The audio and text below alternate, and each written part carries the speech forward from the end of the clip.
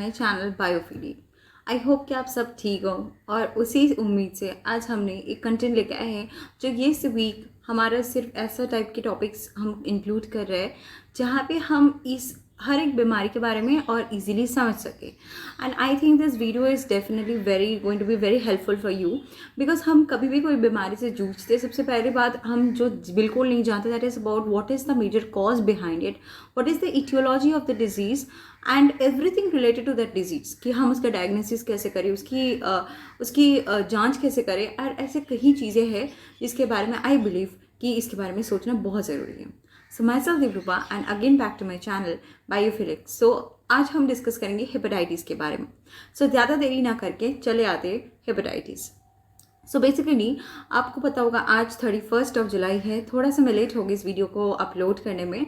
So basically on 28 July every year all across the globe hepatitis को world hepatitis day मनाया जाता है। इसकी डेफिनेटली कुछ सिग्निफिकेंस, कुछ रीजंस होंगे। देख लेंगे आज की हेपेटाइटिस होता कैसे है, इसकी कॉजेज क्या क्या है, how can you prevent and what are the basic complications which में अराइज बिकॉज ऑफ हेपेटाइटिस। उसके काफ़ी सारे सब टाइप्स भी होते हैं। So will discuss in this particular chapter today. So before starting with the basic understanding about hepatitis, generally एक understanding आपको बता देते हैं। जो हमारा लीवर होता है which is the largest gland in our body, ये inflammatory condition में पहुंच जाते हैं, जलन हो जाता है। You can understand inflammatory is a reaction in our liver due to many reasonable conditions or many reasonable there are different causes behind this. We'll study that. So basically एक viral infection होता है, किसी virus के through इनकी infection जब liver में हो जाता है तो दैट लीड्स टू हेपेटाइटिस।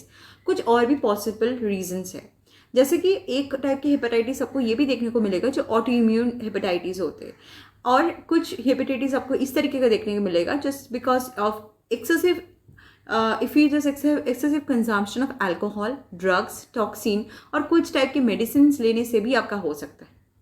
तो मैंने ऑटोइम्यून हेपेटाइटिस के बारे में जैसे ही बताया। So you may be understanding, you may be thinking about what is autoimmune hepatitis. ये एक टाइप की कंडीशन होता है जब आपकी बॉडी अपने आप कुछ एंटीबॉडीज जनरेट करना शुरू कर देते हैं। Remember our body definitely need antibodies, but ऐसा नहीं कि मतलब बहुत भारी मात्रा पे भी हो against your liver tissue. So that can even damage your tissue. So इस तरीके का कुछ टाइप के हेपेटाइटिस भी होते हैं। So next we'll be discussing about the major types, the major 5 major types of hepatitis जिसको हम जानते हैं आज तक। There is hepatitis A, B, C, D and E, जिसमें A like every different virus is responsible for every single viral hepatitis. For example, hepatitis A की जब हम बात करते हैं तो hepatitis A virus is associated similarly with B, C, D and E respectively. तो WHO के रिपोर्ट में से ये मिल के आया है कि जो वर्ल्ड हेल्थ ऑर्गेनाइजेशन है कि अप्रॉक्सीमेटली इसमें estimate 354 million trusted the source people who are currently surviving with a very chronic symptom of hepatitis B and C globally. तो आप समझ सकते हो कि कितनी बड़ी डिजीज़ है, और आपको इसके बारे में थोड़ी बहुत मैंने सोचा जानकारी दूँ, और आगे वाले जो सीरीज़ आने वाले उस पर भी कुछ ना कुछ हम इस डिजीज़ के बारे में, इसकी डायग्नोसिस कैसे हो सकता है, क्या क्या ऑप्शन है, कौन कौन सी हॉस्पिटल्स भी बेटर रही है इस टाइप की ट्रीटमेंट्स प्रोवाइड करती है, इसके बारे में भी हम और डिस्कस करेंगे। So after that comes we'll discuss slowly individually about the different types of hepatitis. तो उसके आगे जाने के पहले मैं आप लोगों को एक चीज़ बता देना चाहती हूँ कि देखिए जो भी मैंने रिपोर्ट्स यहाँ पे अटैच की, दिस इज़ ऑथेंटिकेटेड, और मैंने CDC की रिपोर्ट साथ में WHO की हेल्थ रिपोर्ट से ही मैंने यहाँ पे टोटल स्लाइड अपना कंपोजिशन की है, ठीक है। So starting with hepatitis A, ये generally as I already said hepatitis A virus के रीजन पे होते हैं। ये शॉर्ट टाइम के लिए, ऐसा नहीं कि बहुत लंबी देर तक होता है, it's a very short time acute disease है, आपके लीवर की इन्फ्लेमेशन हो जाती है इससे। Second thing is hepatitis B, ये एक बहुत ही ऑन गोइंग और क्रॉनिक, मतलब आप शुरू में तो नॉर्मल रहते हैं पर धीरे धीरे इसके केसेस और सीवियर होता जाता है। So CDC is a centre for disease control and prevention. तो यहाँ से एस्टिमेट किया कि you can see the round figure like 8,26,000 trusted soul people they are currently living with chronic hepatitis B in the United States and around 257 million people globally. So ये जो figure है approximately आपको समझ आ रहा होगा कितनी ह्यूज फिगर है, और तभी आपको समझना है कि हेपेटाइटिस को रोका कैसे जाए, और अगर आपको हुआ है तो उसे प्रिवेंशन कैसे किया जाए, या फिर आपका हो गया तो आपको उस चीज़ से बाहर कैसे निकाला जाए. Next will discuss about hepatitis C, जो हेपेटाइटिस सी वायरस के कारण होता है. ये ब्लड बॉर्न वायरल इन्फेक्शन है. यूनाइटेड स्टेट्स में ज़्यादा देखा जाता है. 2.4 million American trusted source they currently living with again hepatitis C. तो जितना मैंने इसके बारे में सर्वे की, तो hepatitis B and C is very fatal, highly dangerous. So coming to hepatitis D, it causes this particular virus, hepatitis D virus, it causes liver inflammation. जैसे कि मतलब person जनरली जिसको इस टाइप के हेपेटाइटिस डी वायरस के कारण जो liver inflammation होता है, जैसे बाकी स्ट्रेन्स की तरह like hepatitis A B C D, but एक पर्सन जैसा होता है कि a person can not contract as this hepatitis D virus without an existing hepatitis B virus infection. ये जनरली हेपेटाइटिस बी वायरस किसी को हो रखा है, वायरस इन्फेक्शन हो रखा है, तो भी हेपेटाइटिस डी का संभावना बढ़ जाते हैं. सो ऐसे ही नहीं हो जाते हेपेटाइटिस डी, उसके लिए आपको एक पहले अर्ली एक इन्फेक्शन पहले से ही हो रखना ज़रूरी है, that is also through hepatitis B. After that we'll discuss about hepatitis E, that is our last type. So hepatitis E is basically water borne. जितने भी आप पानी पीते हो आपको पता भी नहीं होगा कहाँ से पी रहे हो, किस टाइप की क्वालिटी है वो उस पानी का. सो इस तरीके से हेपेटाइटिस ई वायरस आपके बॉडी में कब ऑटोमेटिक इंजेक्ट कर गया, वो आपके बॉडी में कैसी कैसी चीज़ें फैला रहे और कैसे हो रहे हैं, ये आपको खुद पता नहीं चलेगा.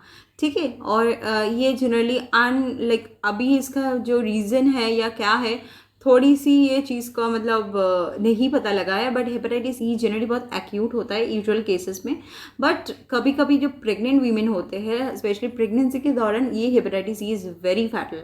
उस प्रेग्नेंट महिला से अपने उसके बच्चे और आगे फीचर्स पे भी ये ट्रांसफ़र होने का संभावना बढ़ जाती है. So basically this water and born disease.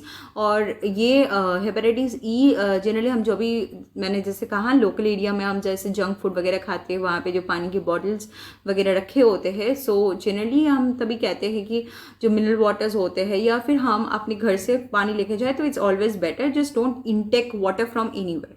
Okay. So coming to this is at a glance I have discuss जो भी हमने अभी तक डिस्कस किया hepatitis A B C D and T. तो इसका जो रूट मतलब कहाँ से ये बेसिकली ट्रांसमिट होता है हमारे बॉडी में, घुस एंट्री कैसे लेती है, दैट इज थ्रू ब्लड और through water, through some food और water, whatever the things. यहाँ पे इसका एक ब्रीफ आइडिया दिया गया है. So I am not discussing here. Next is, what is the cause? Why this non-infectious hepatitis is basically happening? Because there are lots of factors. Non-infectious मतलब एक से दूसरे पे that is non-communicable, right? तो वो जनरली हमारे कुछ lifestyle के रीज़न पे होते हैं. आपको सबको पता होगा अल्कोहल ओवर इंटेक करने के लिए रोका जाता है, मना करते हैं. This is for your betterment. देखिए आप नहीं खुद बदलना चाहते आपके लाइफस्टाइल को, that is up to you. But generally it is recommended कि एक्सेसिव अल्कोहल इंटेक करने से लीवर डैमेज और इन्फ्लेमेशन जैसे कुछ बीमारी होने का संभावना बढ़ जाती है, जिसको हम अल्कोहल हेपेटाइटिस बोल सकते हैं या फिर सिरोसिस ऑफ लीवर कह सकते हैं.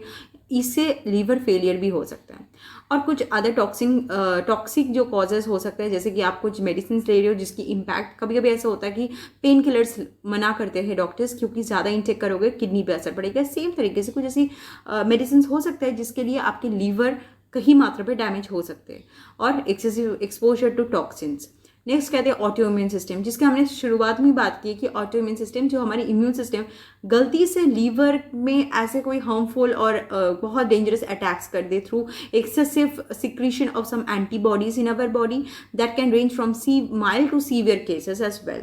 सो जनरली ये मतलब वीमेन में ज़्यादा देखा जाता है auto immune as compare to men. So after that we come to the common symptoms, right. So common symptoms देखने का बहुत ज़रूरी है कि आप पता कैसे लगाओ कि आपको हेपेटाइटिस हुई है या फिर हो सकता है. सो फॉर दैट सी फैटिक, मतलब फैटिक से तो ये पता नहीं लग सकता आपको हेपेटाइटिस हुई है. हम कई बार ही फैटिक फील करते हैं, टायर्ड फील करते हैं, तो वो जनरली सिम्टम नहीं होते, बट उसके अलाइड जो और भी सिम्टम्स है उससे हम पता लगा सकते हैं कि आपको हेपेटाइटिस हुई है कि नहीं, राइट. तो साथ ही साथ फैटिक के साथ साथ कुछ लाइट जैसे कि फ्लू लाइक आपको सिम्टम्स हो सकता है, जैसे फ्लू, जैसे आपको फीवर आ रहा है, कभी कभी कफ एंड कोल्ड भी साथ साथ हो रहे हैं। यूरिन का colour change is I think one of the most significant symptom जिससे आप पता लग सकता है आपका हेपेटाइटिस हुई है कि नहीं, क्योंकि जो कलर होता है that is a pale straw colour, वो नहीं रहते। कई क्षेत्र आपको देखने को मिलेगा कि वो बहुत डार्क येलो हो गया है, और कुछ सिम्टम्स पे देखा जाएगा लाइट पेल, मतलब पेल से भी बहुत पेल हो गया है। The colour of your stool gets also reduced. Abdominal pain, आपके एब्डोमिन एरिया पे बहुत दर्द करना शुरू कर देंगे। You will feel heaviness in your body because liver के साइज बड़ा हो जाता है। So there is a change of course and unexplain weight loss. आपको अचानक से एक बॉडी में ही ओवरऑल चेंज देखने को मिलेगा। Colour of your eyes will change as well as your skin which generally becomes yellow और turns yellow.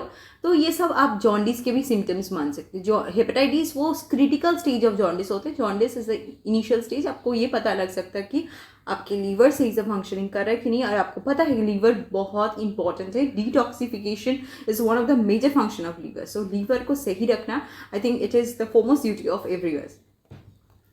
So what the major diagnosis way? So see, आपको सबसे पहले एक डॉक्टर का रिकमेंडेशन बहुत ज़रूरी है, एक हिस्ट्री जानना। तो ये सारे डायग्नोसिस में से सबसे पहले आप आपके प्रीवियस हिस्ट्री चेक करिए, आप क्या खाती हो, क्या आपको पहले अभी हेपेटाइटिस हुई है। So that is comes under the physical examination.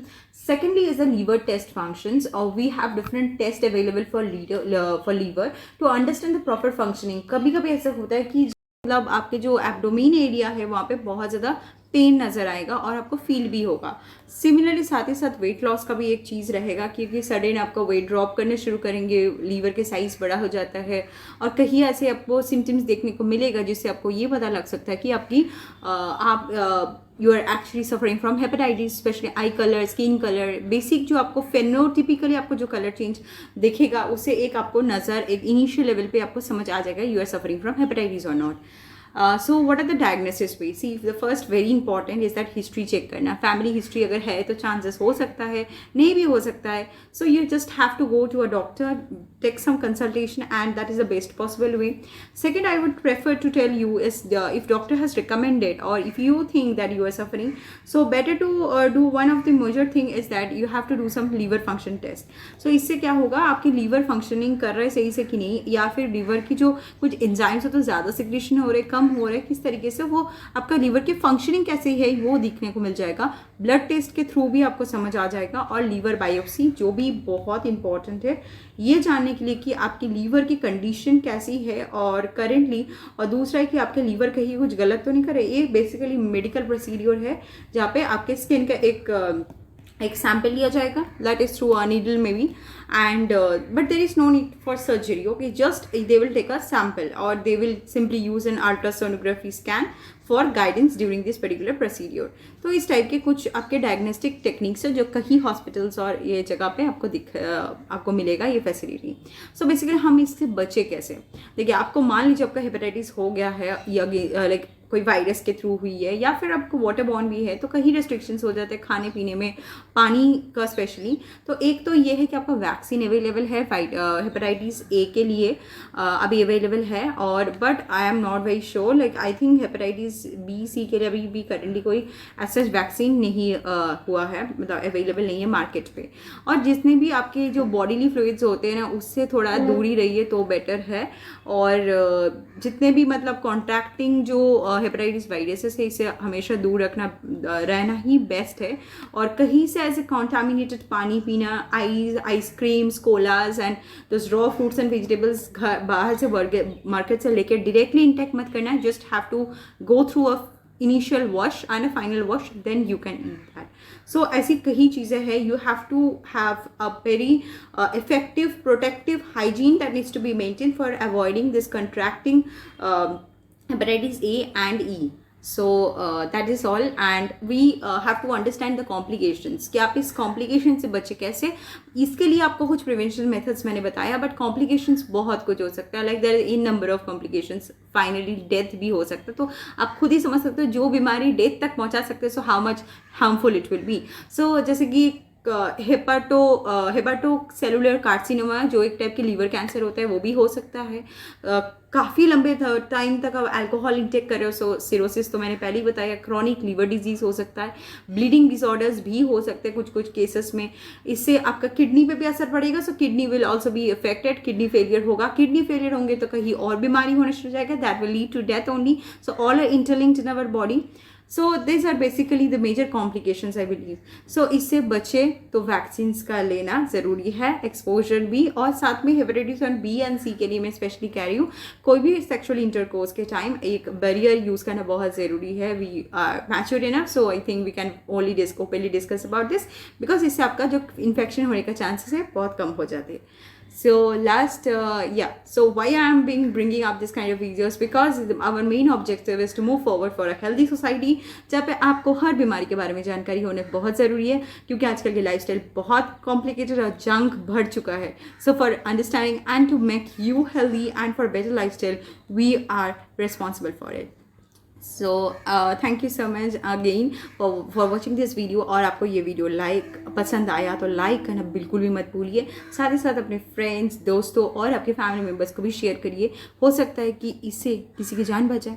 So thank you so much and stay fit and be healthy. So मिलते हैं नेक्स्ट वीडियो के लिए with the next topic. So till the time stay tuned with us. Thank you.